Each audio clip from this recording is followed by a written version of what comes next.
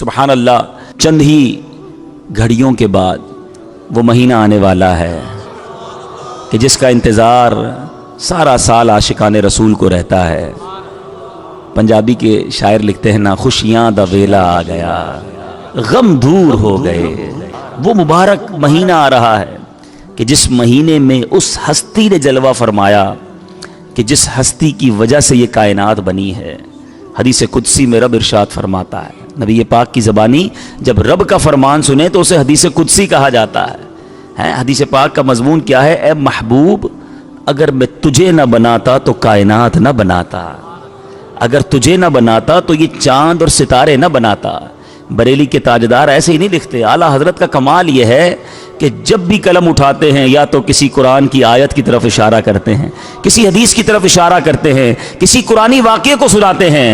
आला हजरत लिखते हैं, वो जो न थे तो कुछ न था, वो जो न थे तो कुछ न था, वो जो न हो तो कुछ न हो। जान है वो जहान की, जान है तो जहान है।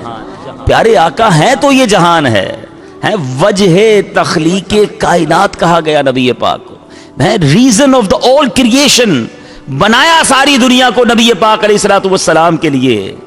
मौलाना हसन रदा खान साहब बरादर आरज़ लिखते हैं ना, कौनैन बनाए गए सरकार की खातिर, कौनैन बनाए गए सरकार की खातिर, सरकार की खातिर है कौनैन बनाए गए सरकार की खातिर। और फिर फरमाते हैं, कौनैन की खातिर तुम्हें सरकार बनाया।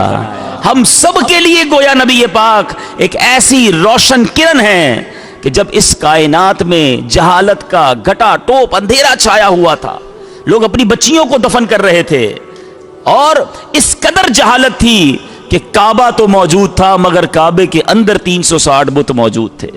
आज काबे का तवाफ आंसुओं के साथ होता है। एक ज़माना वो था जब नंगे होकर कुफ्फारान मक्का तालियां बजाते हुए माअज़ल्लाह काबे का तवाफ किया करते थे।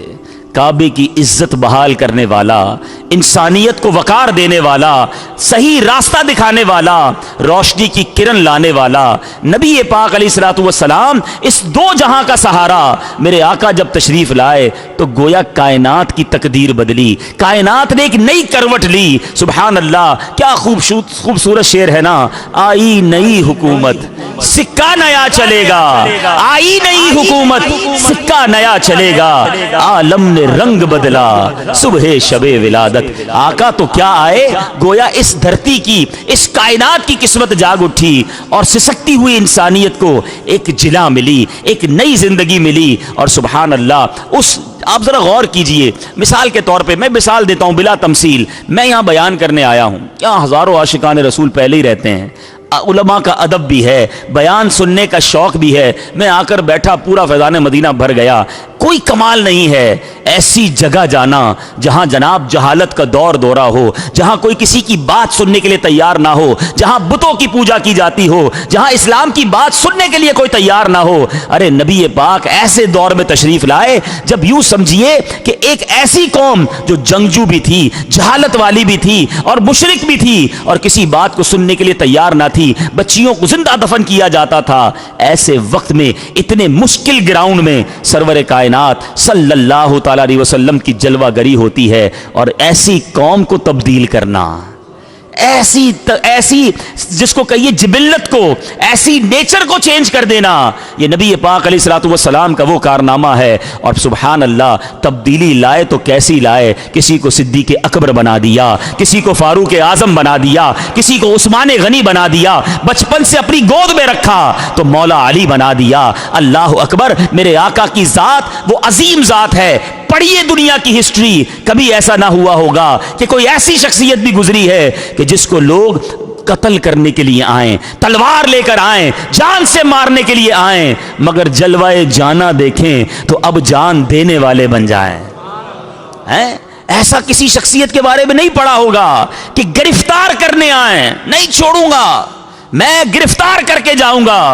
अल्लाह अकबर, जब मेरे आका के चंद जुमले सुने, नूरानी चेहरा देखें तो उनके इश्क में खुद ही गिरफ्तार हो जाएं।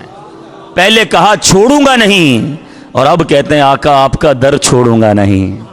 That is the revolution. یہ وہ ہستی ہیں کہ کائنات میں وہ عظیم ریولوشن آیا. آج بھی سبحان اللہ اب ذات مصطفیٰ صلی اللہ تعالی علیہ وسلم کی برکات کی بات کریں, آپ کے اعجاز کی بات کریں, آپ کی جناب اسپیشلٹیز کی بات کریں, تو سچی بات یہ ہے 1400 سال سے زیادہ وقت گزر گیا ہے. مورخین لکھ رہے ہیں, محدثین لکھ رہے ہیں, سیرت نگار لکھ رہے ہیں, کوئی سیرت کی کتاب لکھتا ہے, کوئی کسی وصف کی بات کرتا ہے. بات یہ ہے کہ 1400 سال گزرے ہیں, بات ابھی تک پوری نہیں ہوئی ہے. یہ کیسی ہستی ہے کہ جس کی بات ہی پوری نہیں ہو رہی ہے. اللہ اللہ, شاعر لکھتے ہیں نا, زندگیاں ختم ہوئیں اور قلم ٹوٹ گئے, زندگیاں ختم ہوئیں اور قلم ٹوٹ گئے, آقا تیرے اوصاف کا ایک باب بھی پورا نہ ہوا. دلدار بڑے آئے, محبوب بڑے دیکھے, جو دیکھے سبھی ان کے قدموں میں پڑے دیکھے. ارباب نظر کو کوئی ایسا نہ ملے گا, بندے تو بہت مل جائیں گے, پر آقا نہ ملے گا. تاریخ اگر ڈھونڈے گی ثانی محمد, ثانی تو بڑی چیز ہے, سایہ نہ ملے گا.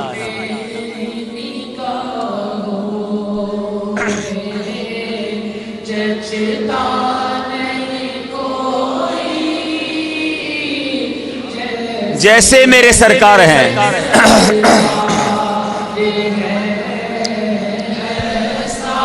نہیں کوئی, نہیں کوئی. سچی بات مجھے کیا ہے, نبی پاک کی جب شان پڑھتے ہیں نا, سنتے ہیں, تو اپنے اوپر فخر ہونے لگ جاتا ہے, پراؤڈ فیل ہوتا ہے.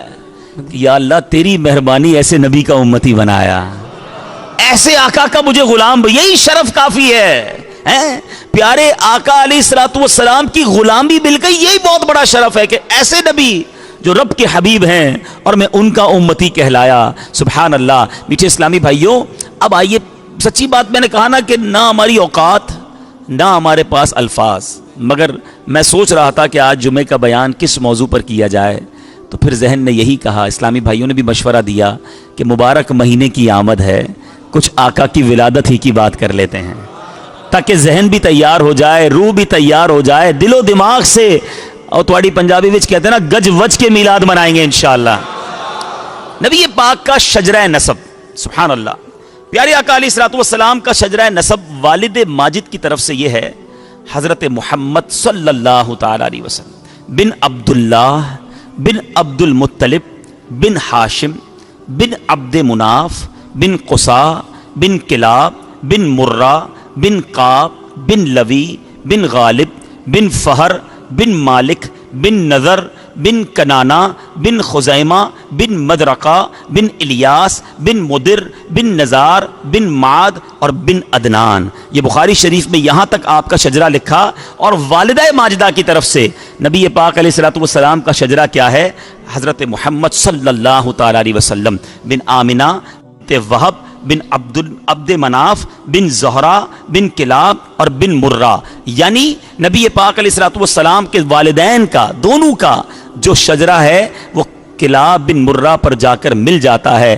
آگے چل کر دونوں سلسلے ہو جاتے ہیں, عدنان تک آپ کا نسب نامہ صحیح سندوں کے ساتھ سبحان اللہ علماء نے لکھا. اے میرے میٹھے اسلامی بھائیوں, اور بعض مورخین کا یہ اتفاق ہے کہ عدنان جو ہیں وہ حضرت اسماعیل علیہ الصلوۃ والسلام کی اولاد میں سے ہیں, اور سبحان اللہ حضرت اسماعیل ذبیح اللہ, حضرت ابراہیم خلیل اللہ علی نبینا علیہ الصلوۃ والسلام کی مبارک اولاد ہیں, آپ کے فرزند ارجمند ہیں. سبحان اللہ. نبی پاک علیہ الصلوۃ والسلام کا نسب اللہ تبارک و تعالیٰ نے ہر معاملے میں میرے آقا کو عرفہ و اعلیٰ بنایا.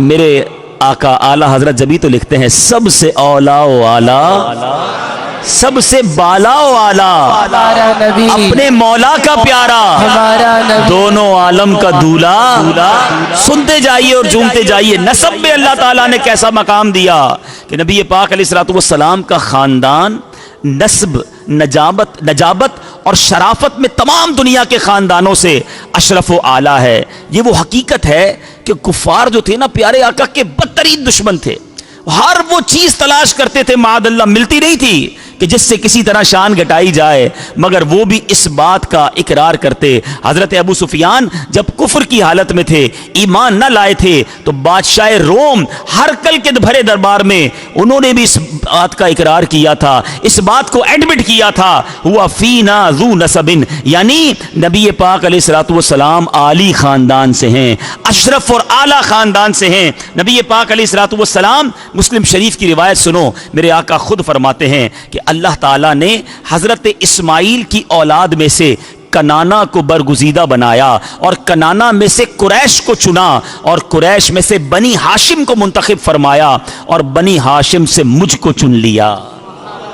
اعلیٰ حضرت لکھتے ہیں نا، ذات ہوئی انتخاب، ذات ہوئی انتخاب، وصف ہوئے لاجواب، نام ہوا مصطفیٰ، تم پہ کروڑوں درود۔ سبحان اللہ، یعنی نبی پاک کے، دیکھیے یہ باتیں پتہ ہونی چاہیے۔ لوگ اپنی فیملی کی بات کرتے ہیں کہ میں فلاں خاندان سے ہوں، میرے دادا یہ تھے، میرے جناب پر دادا یہ تھے، میرا فیملی بیک گراؤنڈ یہ ہے۔ ارے جس نبی کا کلمہ پڑا ہے ان کا بھی نسب نامہ پتہ ہونا چاہیے، ان کے خاندان کی معلومات ہونی چاہیے، اور دل و جان سے عزت و احترام مزید بڑھنا چاہیے۔ اب آئیے قریش، میرے آقا قریشی ہے نا، قریش کون تھے سیکھیے۔ آج میں کچھ بیسکس بتانا چاہتا ہوں تاکہ شروع سے ہم نبی پاک کی سیرت کو سمجھنا شروع کریں۔ قریش جو تھے، پیارے آقا علیہ الصلوۃ والسلام کے خاندان نبوت میں سبھی حضرات اپنی گونا گو خصوصیات کی وجہ سے بڑے نامی گرامی ہیں، مگر چند ہستیاں ایسی ہیں جو آسمان فضل و کمال پر چاند تارے بن کر چمکے۔ ان با کمالوں میں فہر بن مالک، نام یاد رکھنا ہے، فہر بن مالک بھی ہیں، ان کا لقب قریش ہے، اور انہی کی اولاد قریشی کہلاتی ہے۔ فہر بن مالک جو تھے، یہ قریش کس لیے کہلاتے؟ قریش عربی میں کہتے ہیں ایک سمندری جانور کو جو بہت طاقتور ہوتا ہے اور سمندری چھوٹے جانوروں کو کھا ڈالتا ہے، یہ تمام جانوروں پر ہمیشہ غالب رہتا ہے اور کبھی مغلوب نہیں ہوتا۔ چونکہ فہر بن مالک شجاعت، طاقت، بہادری میں تمام قبائل عرب پر غالب رہے، اس لیے تمام اہل عرب ان کو قریش کے لقب سے پکارنے لگے۔ چنانچہ میرے میٹھے اسلامی بھائیوں، اب غور کیجئے کہ نبی پاک علیہ الصلوۃ والسلام کا نسب سلسلہ جو ہے فہر بن مالک سے ملتا ہے، ماں باپ دونوں کا جو نسب ہے جا کر ملتا ہے، اس لیے میرے آقا قریشی کہلائے۔ نبی پاک ہاشمی بھی ہیں۔ ہاشم کون تھے؟ آئیے یہ بھی سنتے ہیں۔ پیارے آقا کے پردادا کا نام تھا ہاشم، اصل نام ان کا پتہ کیا تھا؟ یہ تو ان کا نام پڑ گیا، ان کا اصل نام عمر تھا۔ انتہائی بہادر، بے حد سخی، اعلیٰ درجے کے مہمان نواز تھے۔ سبحان اللہ، پنجاب کے لوگ بڑی مہمان نوازی کرتے، سنو میرے آقا کے پردادا بھی بڑے مہمان نواز تھے۔ اچھا، مہمان نوازی کا عالم یہ تھا کہ ایک سال عرب میں قحط پڑ گیا تو لوگ دانے دانے کو محتاج ہو گئے، تو ملک کے شام سے انہوں نے خشک روٹیاں خریدی، اور حج پر جب حاجی آنے تھے تو ان روٹیوں کا چورا کیا، اونٹ کے گوشت کے شوربہ ملایا، سرید بنایا اور حاجیوں میں بانٹنے لگ گئے۔ ہاشم پتہ ہے کسے کہتے ہیں؟ روٹیوں کا چورا کرنے والے کو ہاشم کہتے ہیں، اس لیے ان کا نام ہاشم پڑ گیا۔ تو اب سمجھ آ گئی بھائی، فہر بن مالک قریش تھے، اور عمر جو تھے پیارے آقا کے پردادا، ان کا لقب پڑا ہاشم، اور میرے آقا قریشی بھی کہلائے، ہاشمی بھی کہلائے۔ پیارے آقا علیہ الصلوۃ والسلام کے آباء و اجداد پر تو بہت کچھ ہے بیان کرنے کے لیے، مگر آج میں ولادت مصطفیٰ صلی اللہ تعالی علیہ وسلم سے پہلے کا ایک عظیم واقعہ سنانا چاہتا ہوں۔ تو ایک واقعہ جو ہمارے ایمان کو بھی جلا بخشتا ہے، ہمارے عقیدے کو بھی تقویت دیتا ہے، نبی پاک کی شان بھی بیان کرتا ہے، اور یہ واقعہ قرآنی واقعہ ہے۔ اور یہ واقعہ کون سا واقعہ ہے؟ جس کو ہم سورہ فیل میں پڑھتے ہیں، سنتے ہیں، ہاتھی والا واقعہ۔ یہ واقعہ کیا تھا میرے میٹھے اسلامی بھائیوں؟ نبی پاک کی پیدائش سے 55 دن پہلے، کتنے دن پہلے؟ ریپیٹ کریں گے، کتنے دن پہلے؟ 55 دن پہلے یمن کا بادشاہ ابرہا، اس نے جناب پلان کیا کہ ہاتھیوں کا لشکر لے کر جاؤں گا اور کعبے کو ڈھا دینا ہے، نہ کعبہ رہے گا، نہ مسلمان اس کا طواف کرنے جائیں گے، نہ حج کریں گے۔ اب اس نے لشکر تیار کیا، بڑے بڑے ہاتھی، اور جس ہاتھی پر وہ خود بیٹھا تھا وہ ہاتھی، اس کا نام تھا محمود، بڑا ہاتھی تھا۔ اب جناب وہ لے کر مکہ پاک پہنچا۔ اب مکہ پاک میں جیسے پہنچا تو وہاں جو ہے وہ ابرہا سپہ سالار کا نام تھا، تو حضرت عبد المطلب جو تھے پیارے آقا علیہ الصلوۃ والسلام کے مبارک دادا شریف وہ گئے، اور جا کر جب ملنے گئے تو ابرہہ نے بڑے اس کو احتشام کے ساتھ، بڑے آنر کے ساتھ بٹھایا کہ قریش کے سردار آئے ہیں. تو اس نے کیا کیا تھا، ابرہہ نے خوف پھیلانے کے لیے مکے کے لوگوں کے مویشی، مال مویشی، گھوڑے، اونٹ وہ پہلے سے گرفتار کر لیے. ایک عجیب سا خوف پھیل گیا تھا. تو حضرت عبد المطلب گئے اور جا کر کہا کہ آپ نے ہمارے شہر کے لوگوں کے اونٹ لے لیے ہیں، جانور قبضہ کر لیا ہے. تو ابرہہ کہتا ہے میں تو سوچا، میں نے یہ خیال کیا کہ آپ مجھ سے یہ نیگوشیٹ کرنے آئے ہیں، یہ بات کرنے آئے ہیں کہ جناب کعبے پر حملہ نہ کیا جائے، یہ مسلمانوں کا اللہ کا گھر ہے اور ہم یہاں عبادت کرتے ہیں، آپ کو اپنے مویشیوں کی فکر ہے. میں تو سمجھا آپ سردار ہیں اور سرداروں والی بات کریں گے. اللہ اکبر. حضرت عبد المطلب نے اس دن جو تاریخی الفاظ کہے، دلوں پہ نقش کرنے کے قابل ہیں. اللہ اکبر. وہ کیا کہتے ہیں؟ وہ کہتے ہیں مجھے اپنے اونٹوں سے مطلب ہے، کعبہ میرا گھر نہیں ہے، کعبہ جس کا گھر ہے اسی نے اس کی حفاظت کرنی ہے. ابرہہ کے لیے بالکل نئی بات تھی. یعنی ہو سکتا ہے وہ یہ سمجھ رہا ہو کہ سرنڈر کر رہے ہیں، ڈر رہے ہیں. کہ ٹھیک ہے، اس نے اعلان کیا ان کو سارے مویشی دے دو.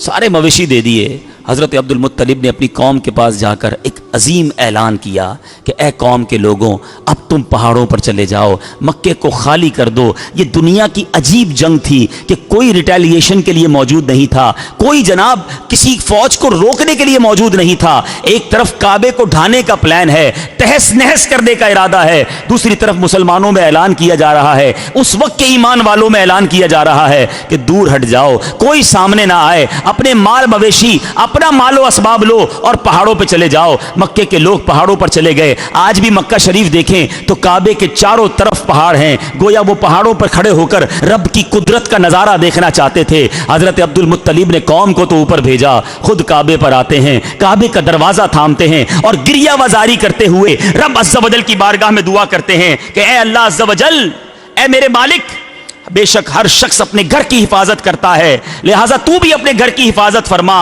اور ان بے ایمانوں کے مقابلے میں اپنے کلمہ پڑھنے والوں، اپنے اطاعت شعاروں کی مدد فرما. عبد المطلب نے بھی دعا مانگی، خود بھی پہاڑ پر چلے گئے. اللہ اکبر. اب ہاتھی کا لشکر تیار ہے حملہ کرنے کے لیے. دنیا کا دستور ہے میزائل کا مقابلہ میزائل سے کیا جاتا ہے، نیوی کا مقابلہ، پانی کے جہازوں کا مقابلہ پانی کے جہازوں سے کیا جاتا ہے. بری فوج ہو تو مقابلے میں بری فوج آتی ہے. اللہ اکبر. میرے رب نے اپنی قدرت کا وہ نظارہ دکھایا، ایک طرف ہاتھی ہیں، دوسری طرف ابابیل بھیجے جا رہے ہیں. کوئی بڑا ہتھیار نہیں تھا، چھوٹا سا پرندہ بھیجا گیا. اللہ اکبر. اور ان پرندوں نے کوئی پہاڑ نہ گرائے. ارے ہاتھی کو مارنے کے لیے بڑی بڑی چٹانیں درکار ہیں. میرے رب نے رہتی دنیا کو ان اللہ علی کل شیء قدیر کا وہ نظارہ دکھایا کہ رب چاہے تو ہاتھیوں کے لشکر کو چھوٹے کنکر سے تباہ کر سکتا ہے. وہ ابابیل کا لشکر آتا ہے، کنکر پھینکے جاتے ہیں اور ان کنکروں نے کمال کر دیا. کیا میزائل کام کرتے. روایتوں کے الفاظ ہیں کسی فیل سوار کے سر پر، اس کے سر پر وہ پتھر گرتا، اس کو چیرتا، ہاتھی کو چیرتا اور زمین میں جا کر نصب ہو جاتا. جس کو پتھر لگنا تھا اس پتھر پر اس کا نام موجود تھا. صرف چیرا نہیں بلکہ پرخ سے اڑا دیے، نام و نشان ختم ہو گیا. یہ وہ واقعہ ہے میرے میٹھے اسلامی بھائیوں. ساری دنیا میں اسلام کا، کعبے کا، ایمان والوں کا ایک روب اور دبدبا بیٹھ گیا. ان کے دلوں میں خوف بیٹھ گیا کہ اس قوم سے کیسے لڑ سکتے ہیں کہ جس کے لیے آسمان سے ابابیل آ جاتی ہیں، آسمان سے مدد آتی ہے. ایک گویا خوف پھیلا دیا گیا. اللہ اکبر. علماء کہتے ہیں یہ میرے آقا کی آمد سے صرف 55 دن پہلے کا واقعہ ہے. ساری دنیا کو بتانا تھا کہ کسی کی آمد ہونے والی ہے، کسی کی جلوہ گری ہونے والی ہے. دنیا کا دستور ہے صبح ہونے سے پہلے تھوڑا سا اجالا پھیلتا ہے، تارے چلے جاتے ہیں، پتہ چلتا ہے صبح آنے والی ہے. کسی بھی بڑے اعلان سے پہلے کوئی پریپریشن ہوتی ہے. اللہ اکبر. اس دنیا میں نبی پاک کے آنے سے پہلے اصحاب فیل کا واقعہ سارے عالم کے لیے ایک اعلان تھا کہ سن لو، آئی نئی حکومت، سکہ نیا چلے گا، عالم نے رنگ بدلا، صبح شب ولادت. اب میں سورہ فیل پڑھنا چاہوں گا اور اس کا ترجمہ بتانا چاہوں گا. ایمان بھی تازہ ہونا ہے، عقیدہ مزید مضبوط ہونا ہے. میں ایک بار پھر سوال کرتا ہوں، یہ واقعہ نبی پاک کی آمد سے کتنے دن پہلے ہوا تھا؟ بس ماشاءاللہ یاد ہو گیا نا, یاد رکھنا. اب سنو سورہ فیل. سبحان اللہ, اللہ تعالیٰ قرآن مجید میں ارشاد فرماتا ہے, بسم اللہ الرحمن الرحیم, الم تر کیف فعل ربک باصحاب الفیل. اے محبوب کیا آپ نے نہ دیکھا, الم ترا, اے محبوب کیا آپ نے نہ دیکھا کہ آپ کے رب نے ان ہاتھی والوں کا کیا حال کیا. آقا تو تشریف ہی نہیں لائے تھے, آقا تو 55 دن بعد دنیا میں آئے, اور قرآن کہہ رہا ہے, قرآن کا ایک ایک لفظ حق ہے. اے محبوب آپ نے نہ دیکھا. تو اب پتہ کیا چل رہا ہے کہ الحمدللہ جو ہمارا عقیدہ ہے وہی ہے اول, وہی ہے آخر, وہی ہے ظاہر, وہی ہے باطن, اسی کے جلوے, اسی سے ملنے, اسی سے اس کی طرف گئے تھے. نبی پاک کی وہ حدیث یاد کرو کہ میرے آقا فرماتے جس کا مضمون ہے, میں اس وقت بھی نبی تھا کہ جب آدم علیہ الصلوۃ والسلام پانی اور مٹی کے درمیان تھے. اللہ اکبر, میرے رب نے اپنے نور سے اپنے نبی کا, اپنے حبیب کا نور پیدا کیا. تو میرے آقا کی شان وہ ہے. قرآن کہتا ہے, اب ذرا آگے الفاظ سنیے گا, رب فرماتا ہے الم یجعل کیدہم فی تضلیل, کیا ان کے داؤ کو تباہی میں نہ ڈالا. وارسل علیہم طیرا ابابیل, اور ان پر پرندوں کی ٹکڑیاں بھیجی, ٹولیاں بھیجی. ترمیہم بحجارۃ من سجیل, اور کیا کیا ہوا کہ انہیں کنکر کے پتھروں سے مارے ہیں. اس کنکر نے حال کیا کیا, فجعلہم کعصف مأکول, انہیں چبائے ہوئے بھس جیسا بنا ڈالا. اللہ اکبر, یہ میرے رب کی شان وہ نظارہ تھا. اور یہ ایک واقعہ نہ ہوا میرے بیچے اسلامی بھائیوں, نبی پاک علیہ الصلوۃ والسلام کی تشریف آوری سے پہلے اصحاب فیل کا واقعہ. ناگہاں باران رحمت سے سرزمین عرب سرسبز و شاداب ہو گئی. برسوں کی خشک سالی دفع ہو کر پورے ملک میں خوشحالی کا دورہ ہو گیا. بتوں کا منہ کے بل گر جانا, فارس کے مجوسیوں کی 1000 سال سے جلائی ہوئی آگ کا ایک لمحے میں بجھ جانا, کسرا کے محل کا زلزلہ اور اس کے 14 کنگروں کا منہدم ہو جانا. ہمدان اور قم کے درمیان 6 میل لمبے 6 میل چوڑے بحر ساوا کا یکایک بالکل خشک ہو جانا. شام اور کوفہ کے درمیان وادی سماوا کی خشک ندی کا اچانک جاری ہو جانا. پیارے آقا کی والدہ ماجدہ کے بدن سے ایسے نور کا نکلنا جس سے بسرا کے محل روشن ہو گئے. یہ سب واقعات کسی سلسلے کی کڑی ہیں, کسی آمد کی نبی سنائی جا رہی ہے. نبی پاک علیہ الصلوۃ والسلام سے کی آمد سے پہلے یہ مبشرات بن کر عالم کائنات کو یہ خوشخبری دینے لگے کہ مبارک ہو وہ شاہ پردے سے باہر آنے والا. مصطفیٰ جان رحمت, شمع بزم ہدایت, نوشہ بزم جنت, پے کرے جود و سخاوت, منبع علم و حکمت, صلی اللہ تعالی علیہ وسلم پر درود ہر دن پڑھنا, روزانہ پڑھنا بہت زیادہ برکتیں لاتا. مگر جتنی درود پاک کی کتابیں ہیں جس میں احادیث کو جمع کیا گیا, ہم دیکھیں تو باقاعدہ اس میں ایک الگ چیپٹر ہے, الگ باب بنایا جاتا ہے کہ شب جمعہ اور جمعہ کے دن درود پڑھنے کی فضیلت. یعنی نبی پاک علیہ الصلوۃ والسلام کی کئی احادیث صرف اسپیشلی جمعرات کی رات اور جمعہ کے دن درود پڑھنے والوں کے فضائل پر ہیں. سبحان اللہ, بڑی مشہور حدیث ہے.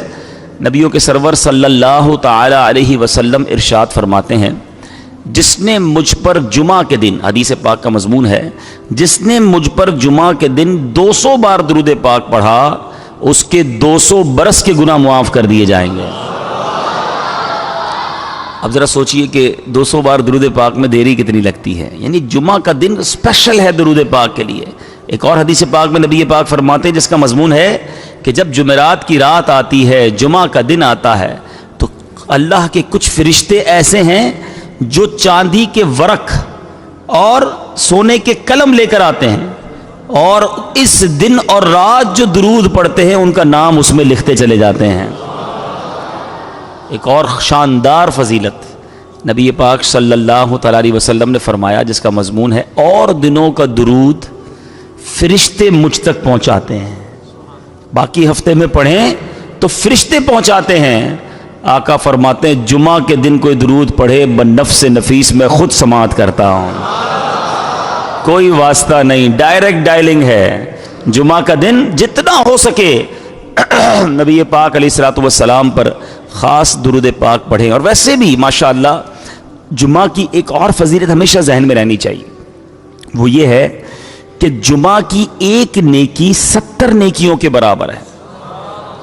اب مثال کے طور پہ آپ نے ایک نیک کام کرنے ہوتے ہیں، اللہ کی رحمت سے بہت ساری چیزیں ذہن میں ہوتی ہیں، تو آپ کوشش کریں کہ جمعہ کے دن وہ کام ضرور کریں۔ اب اتوار کو آپ نے کسی مریض کو دیکھنے جانا ہے، آپ نے سوچا ہوا ہے یار پیر والے دن میں اپنے کسی غریب رشتہ دار کی مدد بھی کروں گا، اس کو بلایا میں نے پیر کو، میں اس کو قرضہ دینا ہے، اس کو علاج کے پیسے دینے، واٹ ایور، جو نیکی آپ نے 2-3 دن بعد کرنی ہے نا، کوشش کریں کہ اس کو تھوڑا جلدی کر کے جمعہ کو کر لیں۔ پیر کو، اتوار کو، منگل کو نیکی کریں گے 1 ثواب ملے گا، جمعہ کو نیکی کریں گے 70 گنا ثواب ملے گا۔ تو صحابہ کرام علیہم رضوان کا یہ معمول ہوا کرتا کہ وہ ڈھونڈ ڈھونڈ کر جمعہ کے دن نیکیاں کیا کرتے۔ تو ہمیں جمعے کے دن ان نیکیوں کے لیے کوشاں رہنا چاہیے۔ اللہ تعالیٰ مجھے اور آپ کو جمعے کے دن کا احترام نصیب فرمائے۔ اور ایک اور امپورٹنٹ بات، جس چیز کا شرف، مقام، بزرگی زیادہ ہوتی ہے نا، اس وقت میں اس مقام پر اللہ کی نافرمانی کرنا وہ غضب کو بھی زیادہ دعوت دیتا ہے۔ مثال کے طور پہ کوئی کہے کہ میں طواف کے دوران دعا کروں گا، بہت اچھی بات ہے، لیکن اگر کوئی طواف کے دوران چوری کرے تو یہ کتنا سخت جرم، اللہ کے گھر کے سامنے بھی تو باز نہ آیا، کوئی مدینہ منورہ جا کر کوئی گناہ کرے، زیادہ شدید ہے نا۔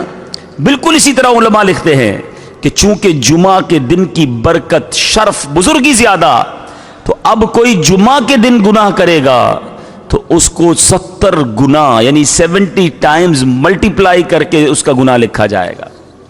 تو اس دن جہاں نیکیاں زیادہ کرنی ہیں وہاں اپنے آپ کو گناہوں سے زیادہ ویسے تو سارا ہفتہ بچانا ہے، مگر جمعہ کے دن اسپیشلی بچنا ہے، گناہوں سے بچنا ہے۔ اب کئی شہروں میں، پاکستان کے بھی، دنیا کے کئی ملکوں میں جمعرات ویکینڈ ہوتا ہے، جمعہ ہے چھٹی کا دن۔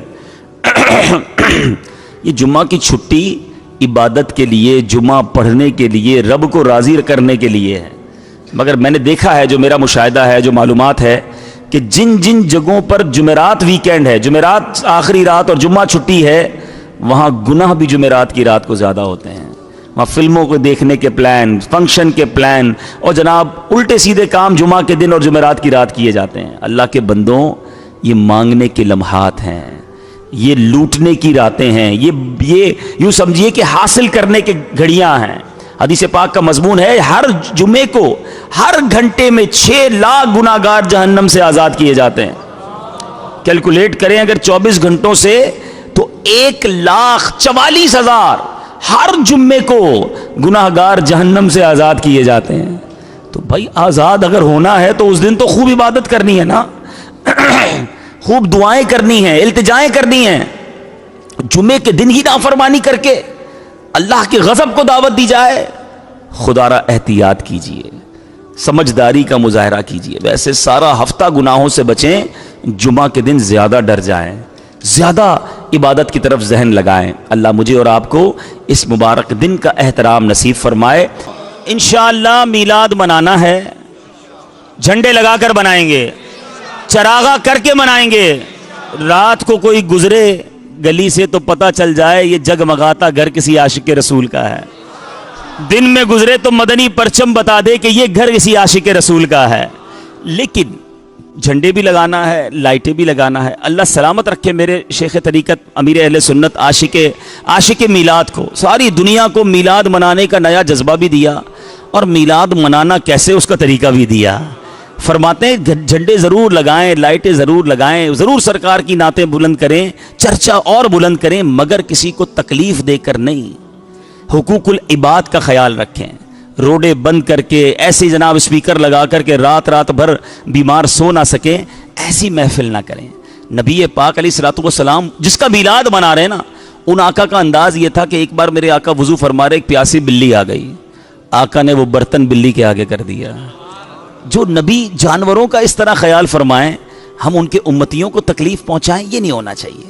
میلاد ضرور بنائیں، دھوم دھام سے بنائیں، مگر حقوق العباد کا خیال رکھیں۔ اسی طرح ایک اور غلطی کرتے ہیں عاشقان رسول، دعوت اسلامی والے تو نہیں کرتے، لیکن چلیں ساری دنیا میں یہ بیان سنا جا رہا ہے، دیکھا جا رہا ہے کہ لائٹنگ لگائیے مگر اس کا بل پے کیجئے۔ चोरी करके कौन सी नेकी मिलनी है कि कुंडा लगाकर जनाब मैं क्या कर रहा हूं, रबीउल अव्वल का चरागा कर रहा हूं। ये इस्लाम नहीं सिखाता।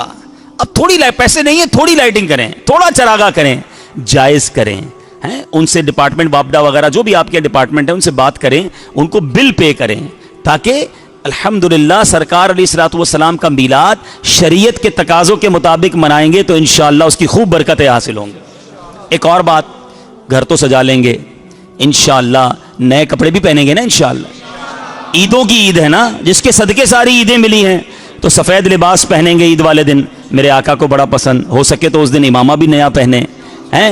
अब ज़ात को तो सजा लेंगे, लेकिन अपने बातिन को भी तो सजाना है ना। क्या ऐसा नहीं हो सकता? आज जुमा का दिन, वैसे ही मैंने बयान के शुरू में कहा कि 70 नेकियां मिलेंगी एक नेकी करने पर, तो आज अगर हम ये नीयत कर लें कि बस, बल्कि मैं सवाल करता हूं गुजरात वालों से, बड़ी तादाद में आए हैं, मीलाद पर अपने आका को क्या तोहफा देना है? कोई तैयारी की है तोहफा देने की? अच्छा, पिछली 12वीं शरीफ को मैं आपके पास हाजिर हुआ था, है बड़ी रात हमारी मुलाकात हुई थी, तो मैंने उस वक्त भी अर्ज़ किया था, दोबारा अर्ज़ करता हूँ, मदनी चैनल के नाजरीन के लिए भी अर्ज़ करता हूँ कि मुझे बताइए आपने अपने आका के लिए क्या तोहफा तैयार किया है। सारी दुनिया को जब बर्थडे आता है गिफ्ट देते हो, नबी पाक के मीलाद में क्या तोहफा देना है? इस बार हम आइए ये नीयत करते हैं कि आका, नमाज आपकी आंखों की ठंडक है, हम नीयत करते हैं कि आपके मीलाद की खुशी में आज के बाद हमारी कोई नमाज कज़ा नहीं होगी, यानी हम मीलाद नमाजी बनकर गुजारेंगे इंशाअल्लाह। अच्छा, अब जिंदगी में ऐसी तब्दीली ले आओ जिसके चेहरे पर आका की सुन्नत नहीं है, मेरे आका को दाढ़ी का तोहफा पेश कर दो कि आका बस आपके मीलाद की खुशी में मैंने दाढ़ी सजा ली, अब ये कब्र में भी दाढ़ी साथ लेकर जाऊंगा, और एक मुट्ठी से घटाना भी हराम है, पूरी मुट्ठी कर लें, तो ये सुभान अल्लाह कैसा प्यारा तोहफा होगा। ये वो तोहफे हैं जो इंशाअल्लाह पेश करें, मेरे आका की बराह रास्त निगाह करम हो जाएगी। अच्छा, कोई हमसे पूछे यार आप पहले बड़ा झूठ बोलते थे अब नहीं बोलते, बंदा कहे यार मेरे आका का मीलाद आया, मैंने झूठ बोलना छोड़ दिया है। आपने अपना कारोबार बदल दिया, बंदा कहे मेरा कारोबार ठीक नहीं था, नबी पाक का मीलाद आया, मैंने हराम रोजी छोड़ दिया, फ़कत हलाल कमाऊंगा। यानी जिंदगी की जितनी बुराइयां हैं, फिल्में, ड्रामे, गाने, बाजे, बेपर्दगी, जो कुछ हम गलत काम करते हैं, that is the right time for the right decision. बेहतरीन मौका है अपनी जिंदगी में तब्दीली लाने का। खुशियां दा वेला आ रहा है, जुमा का दिन है, ये आखिरी जुमा है रबीउल अव्वल से पहले। आओ नियत करते हैं कि नबी पाक का मिलाद इस बार मेरे आका के सुन्नतों का पैकर बनकर मनाएंगे, नबी पाक की सुन्नतों पर अमल करके बनाएंगे, हराम रोजी को छोड़कर बनाएंगे, फिल्मों, ड्रामों, गानों, बाजों से तौबा करके बनाएंगे इंशाअल्लाह। ऐसा इस बार मिलाद मनाओ कि शैतान दुम दबाकर भाग जाए कि नबी पाक के गुलाम जाग गए हैं, अब ये प्यारे आका के सच्चे उम्मती और सच्चे आशिक रसूल बनने का अज़म कर बैठे हैं। फिर देखें इंशाअल्लाह जिंदगी भी अच्छी गुजरनी है, और कब्र में जाओगे ना तो पता है क्या होना है। बरेली के ताजदार लिखते हैं, कब्र में लहराएंगे ता हश्र चश्मे नूर के, इंशाअल्लाह कब्र में लहराएंगे ता हश्र चश्मे नूर के, जलवा फरमा होगी जब तलात रसूलुल्लाह की। आका तशरीफ लाएंगे, कब्र जगमगा उठेगी, और इंशाअल्लाह अपने गुलाम को सीने से लगाएंगे। तो ऐसी जिंदगी गुजारनी है, और ऐसी जिंदगी गुजारना शरीयत के मुताबिक मिलाद मनाना कैसे है, इसके इन तमाम तरीकों के लिए दावत इस्लामी के मदनी माहौल से वाबस्ता हो जाएं।